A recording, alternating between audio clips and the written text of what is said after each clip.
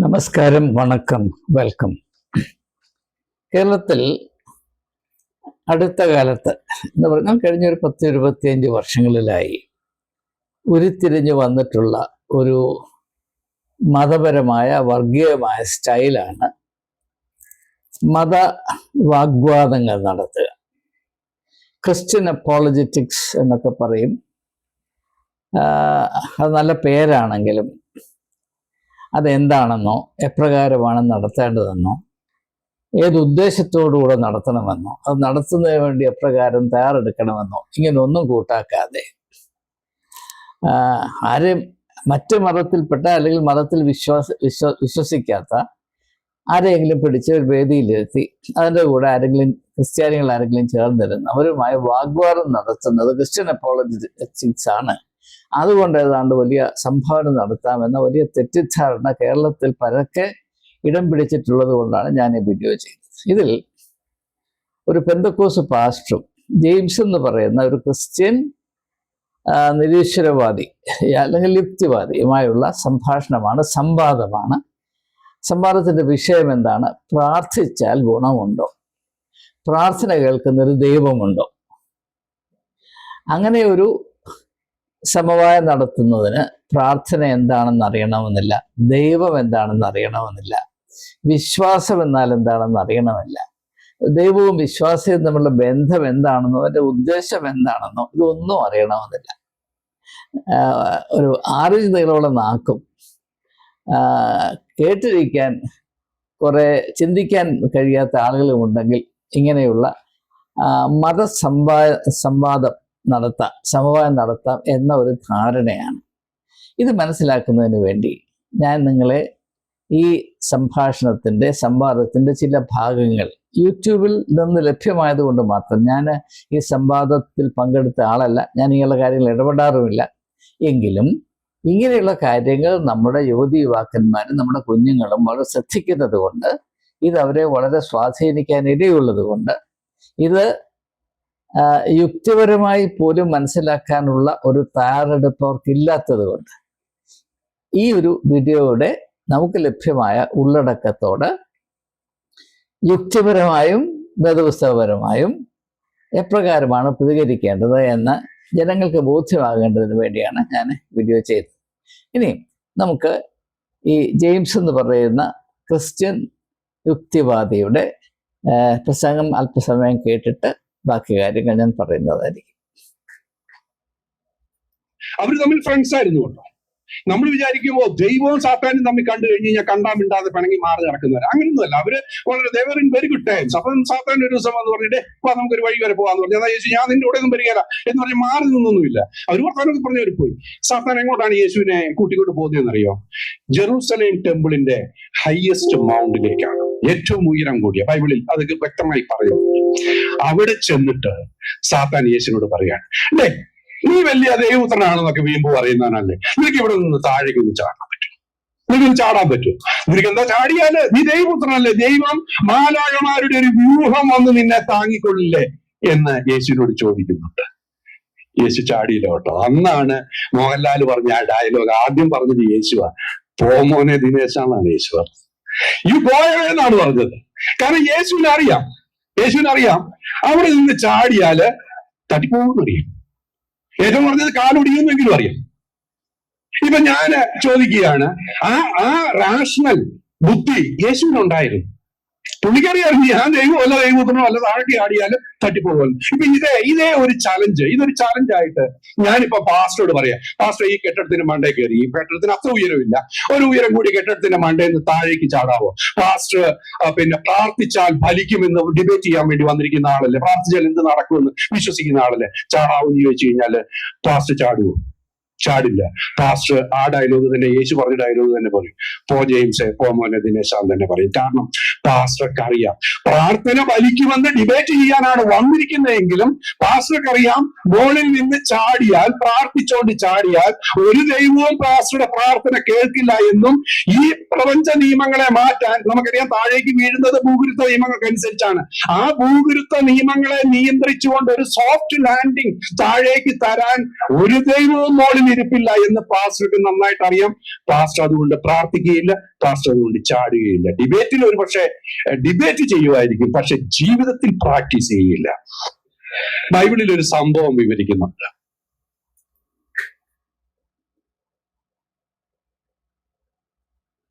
ഇനിയും നമുക്ക് ഇദ്ദേഹത്തിൻ്റെ പ്രസ്താവനകളൊന്ന് പരിശോധിക്കാം. പൊതുവായി അദ്ദേഹം ആശ്രയിക്കുന്ന ഒരു ആർഗ്യുമെന്റ് എന്താണെന്ന് ചോദിച്ചാൽ, തന്നോട് വാദിക്കാൻ എത്തിയിരിക്കുന്ന പാസ്റ്റർ അദ്ദേഹത്തിൻ്റെ അറിവും അദ്ദേഹത്തിൻ്റെ വിശ്വാസവും തമ്മിൽ യാതൊരു പൊരുത്തവുമില്ല എന്നതാണ് അദ്ദേഹം പറയുന്നത്.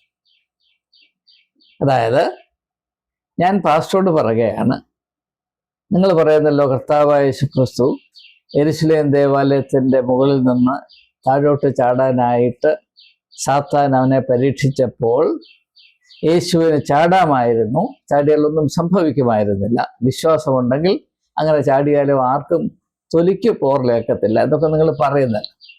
അത് നിങ്ങളിപ്പോൾ ഒന്ന് കാണിച്ചു തരാമോ? നിങ്ങൾക്ക് ഈ കെട്ടിടത്തിൻ്റെ മുകളിൽ കയറിയും താഴോട്ട് ചാടാമോ എന്ന് ചോദിച്ചാൽ പാസ്റ്റർ പോടാ മോനെ ദിനാശ എന്നോട് പറയും. ഇത് ജെയിംസ് പറയുന്നത് 100% ശരിയാണ്. കാരണം നമ്മുടെ ഇടയിലുള്ള പാസ്റ്റർമാർ 100-ൽ 100 അവർ ജനങ്ങളുടെ പാസ്റ്റർമാരെന്ന് പറഞ്ഞാൽ പുരോഹിത വർഗം മുഴുവനും അവർ ജനങ്ങളുടെ മുൻപിൽ അവതരിപ്പിക്കുന്നതും അവർ യഥാർത്ഥത്തിൽ ആശ്രയിക്കുന്നതുമായ മർമ്മങ്ങൾ 100% പരസ്പര വിരുദ്ധമാണ്. പറയുന്നതല്ല പ്രവൃത്തിയിൽ കൊണ്ടുവരുന്നത്, പ്രവൃത്തിയിൽ കൊണ്ടുവരുന്നതൊട്ട് പറയുകയുമില്ല. നമുക്കറിയാം, അടുത്ത കാലത്ത് കേരളത്തിൽ വളരെ തലയെടുപ്പുള്ള ഒരു പെന്തക്കോസ്റ്റ് പാസ്റ്ററായ അനീഷ് കാവാലം അദ്ദേഹം ആർക്കെങ്കിലും അസുഖം വന്നാൽ വിശ്വാസത്തിൻ്റെ വീര്യത്തിൽ നിങ്ങൾ സൗഖ്യം പ്രാപിച്ചോണം, നിങ്ങൾ ആരും മരുന്ന് കഴിക്കരുത്, ആശുപത്രി പോകരുത് എന്ന് കട്ടായം പറയുന്ന ആളാണ്. പെന്തക്കോസ്തുകാരിടുന്ന വളയും മാലയും വസ്ത്രവും അടിവസ്ത്രവും എല്ലാം അദ്ദേഹം അളന്നു വച്ചിരിക്കുകയാണ്. ഏതെങ്കിലും ഒരു വിഷയത്തിൽ അല്പം ഒന്ന് മാറ്റം വന്നാൽ അദ്ദേഹം നിർത്തി ജീവനോടെ പൊരിച്ചു കളയും.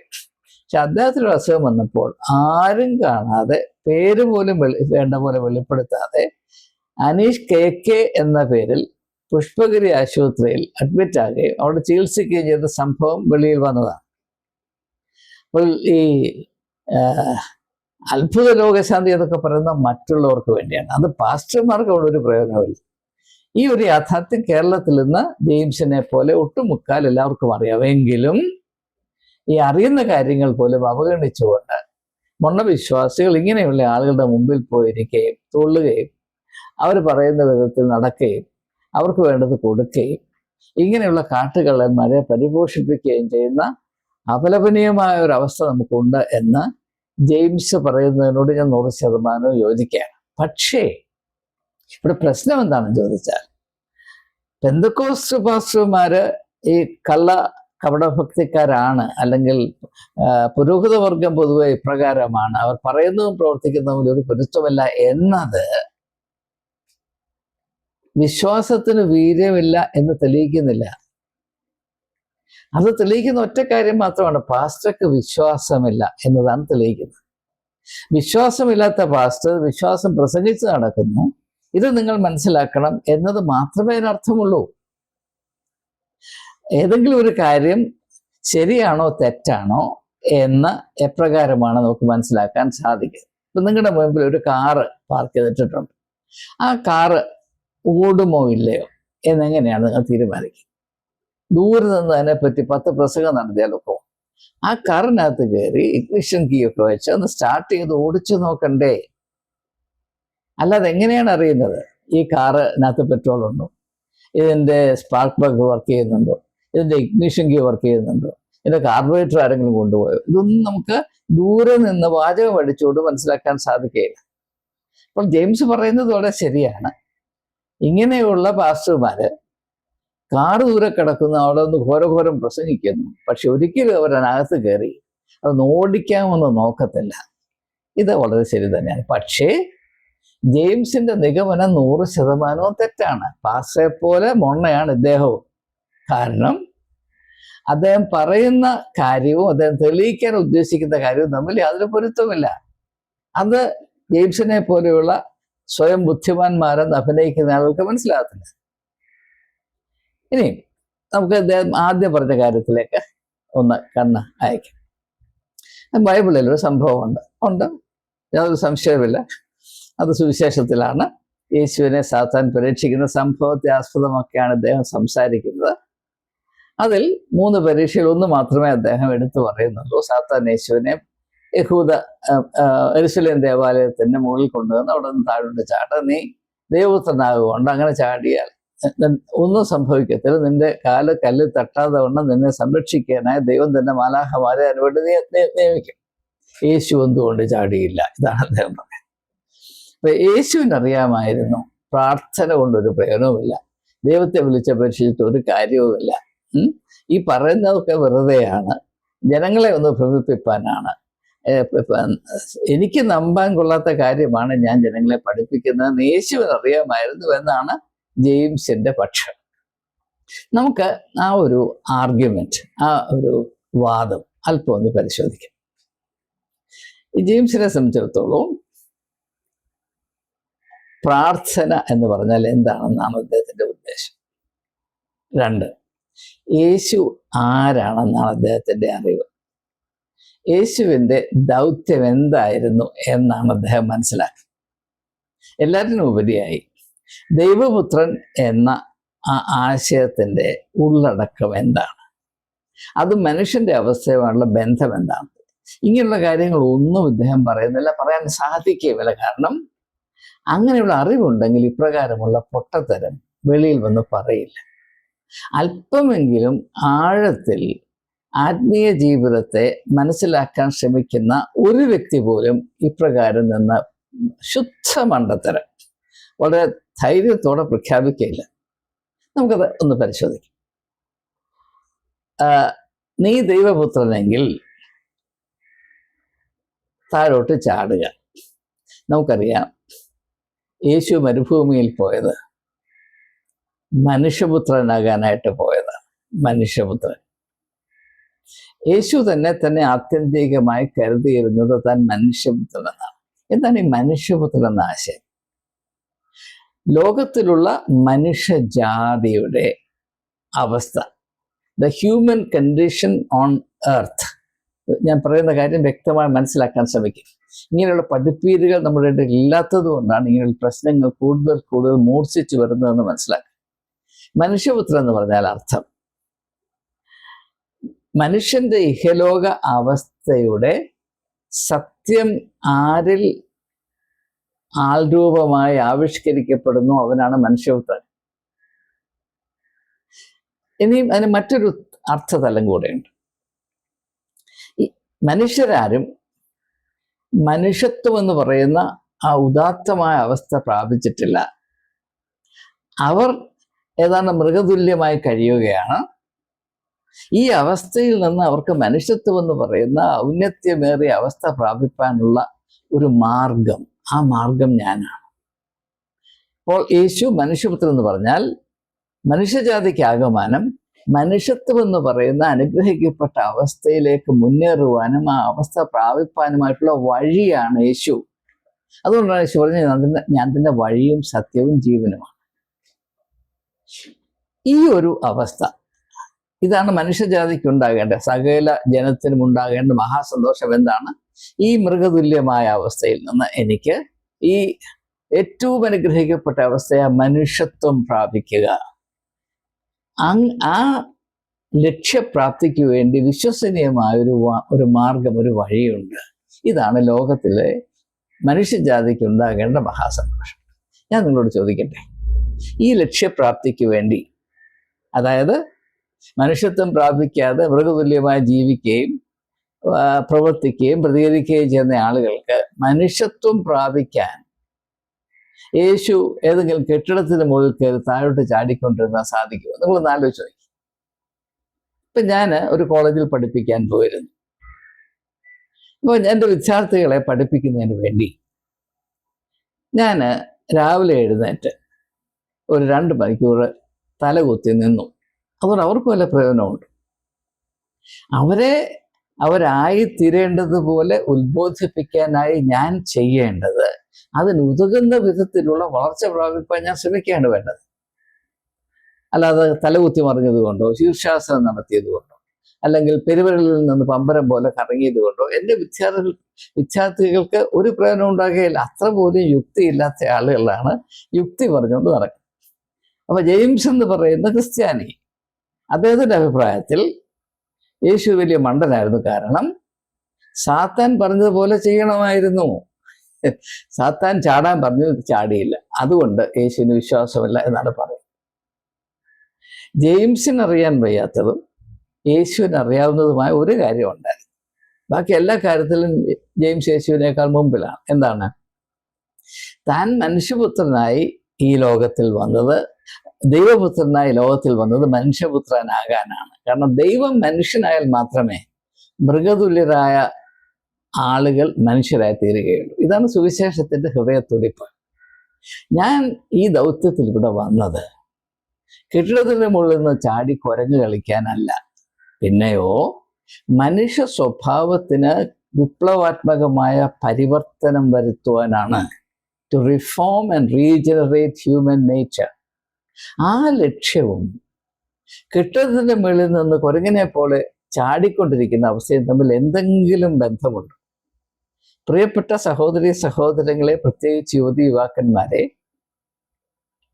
സാത്താന്റെ ലക്ഷ്യം എന്തായിരുന്നു? യേശുവിനെ അവന്റെ ദൗത്യത്തിൽ നിന്ന് പിന്തിരിപ്പിക്കുക എന്നതായിരുന്നു. എന്നാൽ മാത്രമേ മനുഷ്യർ ജെയിംസിനെ പോലെ തുടരുകയുള്ളൂ. ആ ഒരു ലക്ഷ്യത്തോട് പൊരുത്തമില്ലാത്ത ഒന്നും യേശു ഒരു കാലത്തും സ്വീകരിച്ചിരുന്നില്ല, സ്വീകരിക്കുകയുമില്ല. സത്യത്തിൽ മനുഷ്യപുത്രനെന്ന് അവകാശപ്പെട്ട യേശു ക്രിസ്തു ദൈവപുത്രൻ കൂടെ ആയിരുന്നു എന്ന് ഞാൻ വിശ്വസിക്കാനുള്ള ഒരു കാരണം യേശു അപ്രകാരം ചാടിയില്ല എന്നതാണ്. ആ സ്ഥാനത്താണ് ജെയിംസ് പറയുന്നത്, അവൻ ചാടാഞ്ഞത് കൊണ്ട് അവൻ ദൈവപുത്രനല്ല. കാരണം അവനറിയാമായിരുന്നു ഇതൊക്കെ വെറും മിഥ്യയാണ് എന്നറിയാമായിരുന്നു. അതിന് ഉപോത്ബലകമായി അദ്ദേഹം ആദ്യം പറയുന്ന വളരെ അപകടകരമായ ഒരു കാര്യം, ഇത് കേട്ടാൽ സന്തോഷം തോന്നും, പ്രത്യേകിച്ച് യുവതി യുവാക്കന്മാർക്ക് അതിലൊരു ഹരം തോന്നും. എന്താണ്? യേശുവും സാത്താനും കൂട്ടുകാരായിരുന്നു എന്നാണ് അദ്ദേഹം പറയുന്നത്. കൂട്ടുകാരെന്ന ആശയം കൊണ്ട് അദ്ദേഹം എന്താണ് ഉദ്ദേശിക്കുന്നത് എനിക്ക് മനസ്സിലാകുന്നില്ല. ഏത് അടിസ്ഥാനത്തിലാണ്? സുവിശേഷം 4 നോക്കും, സുവിശേഷങ്ങൾ 4 ഉണ്ടല്ലോ, അവിടെ എവിടെയെങ്കിലും യേശുവും സാത്താനും കൂട്ടുകാരായിരുന്നു എന്ന് പറയാൻ എന്തെങ്കിലും കടുകുപണിയോളവും അടിസ്ഥാനമുണ്ട്? ഇത് പൊതുരംഗത്ത് നടക്കുന്ന പ്രത്യേകിച്ച് മതസംബന്ധമായ ഈ വാഗ്വാദങ്ങളുടെ ഒരു സ്വഭാവമാണ്. അടിസ്ഥാനരഹിതമായ സങ്കല്പങ്ങൾ അവതരിപ്പിച്ച് പിന്നെ അതിൽ പിടിച്ചതിന് അത് മാത്രമാണ് സത്യമെന്ന് പറഞ്ഞ് വാക്കുകളുടെ പിൻബലത്താൽ മറ്റുള്ളവരെ കീഴടക്കാനുള്ള ശ്രമത്തിന്റെ പേരാണ് ഈ സമവായം എന്ന് പറയുന്നത്. സാമാന്യ ബുദ്ധി ഈ പാസ്റ്റർക്ക് ഉണ്ടായിരുന്നെങ്കിൽ പുള്ളി ഇതിനകം ഉരുമ്പിടുമായിരുന്നില്ല. കാരണം വിശ്വാസം എന്നതോ പ്രാർത്ഥന എന്നതോ ആത്മീയമായ ഒരു കാര്യം പോലും ഇങ്ങനെ വാക്ക് എന്ന് പറയുന്ന ആയുധം കൊണ്ട് അങ്ങോട്ടും ഇങ്ങോട്ടും യുദ്ധം ചെയ്യാനുള്ള യുദ്ധക്കളമാക്കരുത്. പ്രാർത്ഥന ഫലിക്കുമോ ഇല്ലയോ എന്നതിൻ്റെ ഒറ്റ ഉത്തരം എൻ്റെ പ്രാർത്ഥനാ ജീവിതം നിങ്ങൾ വന്ന് കാണുവീൻ എന്ന് മാത്രമേ ഉള്ളൂ. പ്രാർത്ഥന വെറും ജൽപ്പനമാണ് എന്ന് വിശ്വസിക്കുന്ന ഒരു വ്യക്തിയോട് ഞാൻ പ്രാർത്ഥന അതാണ് ഇതാണ് വേദപുസ്തകം അത് പറയുന്നത്, നിങ്ങൾ 10,000 പ്രൂഫ് നിരത്തിയാലും അദ്ദേഹം അത് സ്വീകരിക്കുകയില്ല. കാരണം ആ സത്യം സ്വീകരിക്കാനല്ല ഇവർ വരുന്നത്, മറ്റുള്ളവരെ കൊച്ചാക്കാനും സത്യത്തെ നിരാകരിക്കാനും വേണ്ടി മാത്രമാണ് വരുന്നത്. അതുകൊണ്ട് ഇങ്ങനെയുള്ള കാര്യങ്ങളെപ്പറ്റി ഒരു വിധത്തിലുള്ള വാഗ്വാദവും പ്രയോജനം ചെയ്യുന്നതല്ല. പ്രയോജനം ചെയ്യേണ്ടത് എന്താണ്? ഇപ്പൊ യേശുവിനോട് ചോദിച്ചാൽ പറയും നിങ്ങൾ വന്നു കാണുവീൻ എന്ന് പറയും, അല്ലേ? നിങ്ങൾ വന്നു കാണുവീൻ എന്ന് പറയും, കം ആൻഡ് സീ. അതില്ല എന്ന് ജെയിംസ് പറയുമ്പോൾ 100% ശരിയാണ്. പക്ഷെ ആ ഒരു നിഗമനത്തിൽ എത്താൻ അദ്ദേഹം ഉപയോഗിക്കുന്ന എല്ലാ വാദങ്ങളും തെറ്റാണ്, തെറ്റിദ്ധാരണയുടെ കൂമ്പാരമാണ്. അതുകൊണ്ട് യേശുവും സാത്താൻ തമ്മിലുള്ള ബന്ധം എന്താണ്? ഇത് ഞാൻ പറയാൻ പോകുന്ന കാര്യം നിങ്ങൾ ശ്രദ്ധ വെച്ച് മനസ്സിലാക്കിയില്ലെങ്കിൽ നിങ്ങൾ എന്നെ തെറ്റിദ്ധരിക്കും. ഇവിടെ യേശു പറയുന്ന സുവിശേഷം പറയുന്നത് ആദ്യമായി യോർദാനിൽ സ്നാനമേറ്റ സാഹചര്യത്തിൽ യേശുവിൻ്റെ മേൽ പരിശുദ്ധാത്മാവ് വന്നു. പരിശുദ്ധാത്മാവ് പ്രാവുന്ന പോലെ അവൻ്റെ മേൽ വന്നു. യേശു പരിശുദ്ധാത്മാവിന്റെ അഭിഷേകം പ്രാപിച്ചു. അത് സുവിശേഷം നമ്മെ അറിയിക്കുന്നതാണ്. അങ്ങനെയല്ല എന്ന് ജെയിംസ് പറയുന്നുമില്ല.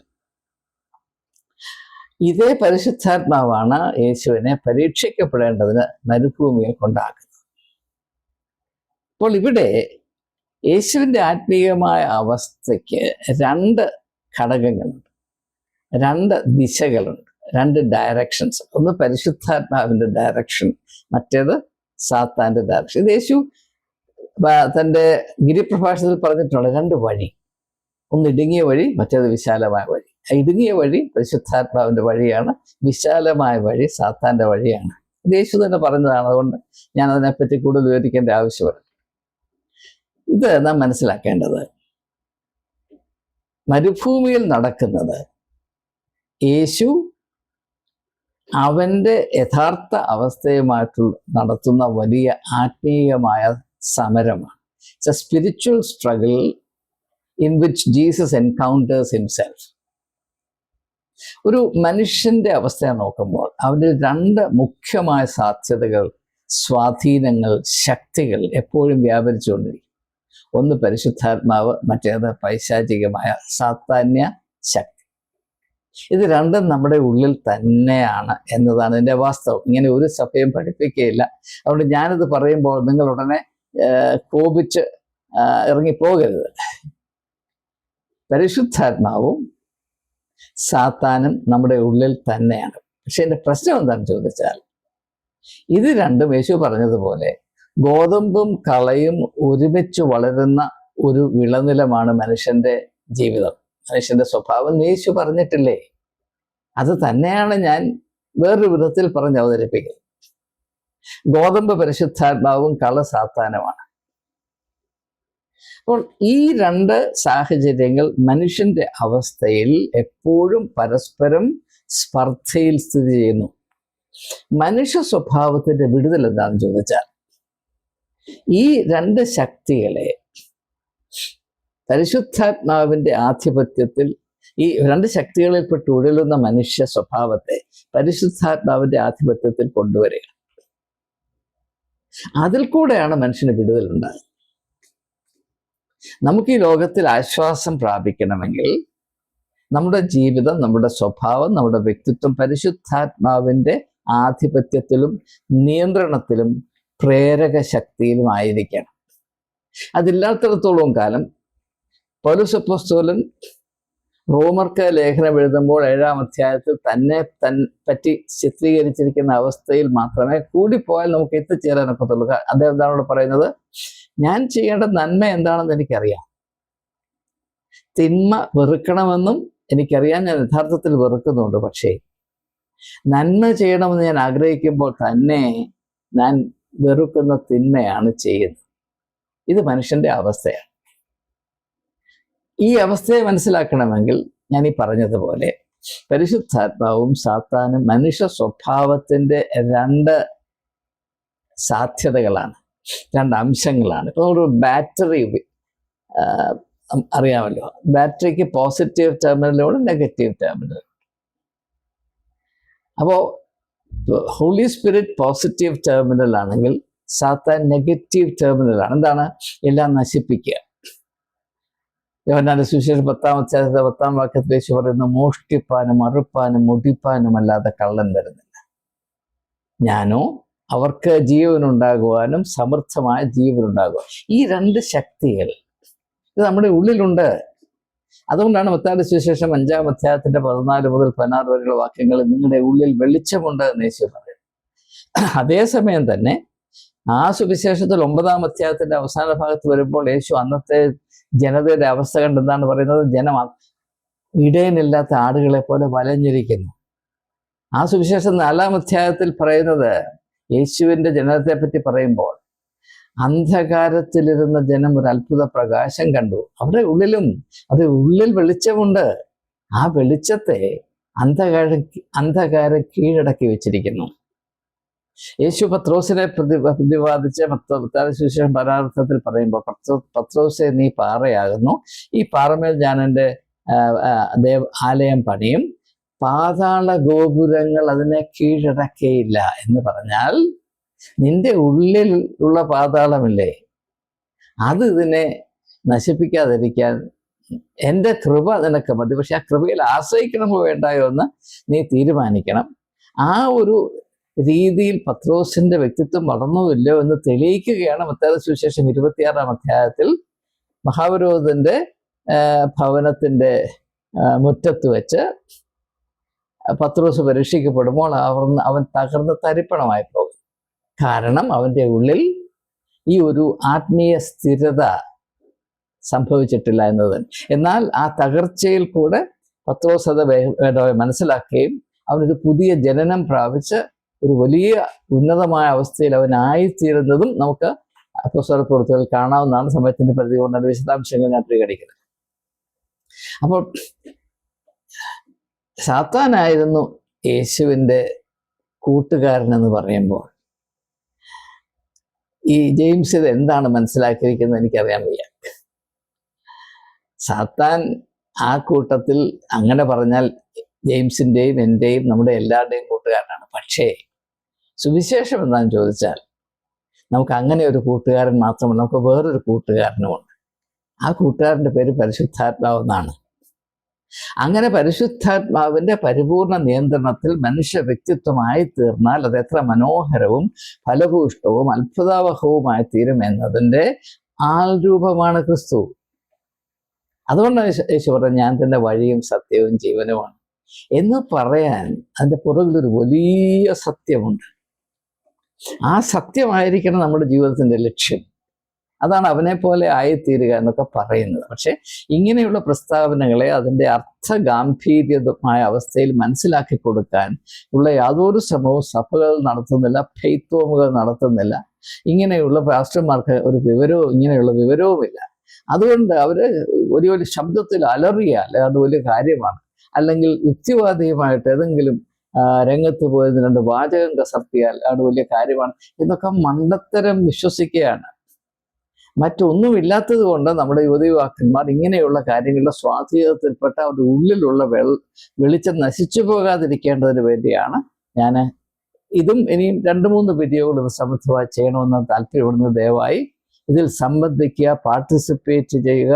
സത്യം നമ്മെ അടിമകളാക്കാതിരിക്കാൻ, അസത്യം നമ്മളെ അടിമകളാക്കാതിരിക്കാൻ, സത്യം നമ്മെ അടക്കി ഭരിക്കത്തക്കവണ്ണമുള്ള പരിശുദ്ധാത്മാവിൻ്റെ നിയന്ത്രണത്തിലും നടത്തിപ്പിലുമുള്ള കാഴ്ചപ്പാടും വ്യക്തിത്വവുമുള്ള വിശ്വാസികളെ വളരുവാൻ തക്കവണ്ണം നമ്മെ സഹായിക്കത്തക്കവണ്ണമുള്ള വചന സത്യങ്ങളാണ് നിങ്ങളുമായി ഈ ഒരു 2-3 വീഡിയോകളിൽ, മറ്റ് വീഡിയോകൾ എന്നപോലെ തന്നെ അതിനേക്കാൾ കുറച്ചുകൂടെ സ്പഷ്ടമായി വ്യക്തമായി പങ്കിടുവാൻ ഉദ്ദേശിക്കുന്നത്. നിങ്ങൾ ക്ഷമാപൂർവം സഹിഷ്ണുതയോടെ ഇങ്ങനെയുള്ള അന്വേഷണ പരമ്പരകളിൽ പങ്കെടുത്താൽ മാത്രമേ സത്യം എന്താണെന്ന് മനസ്സിലാക്കാൻ സാധിക്കുകയുള്ളൂ.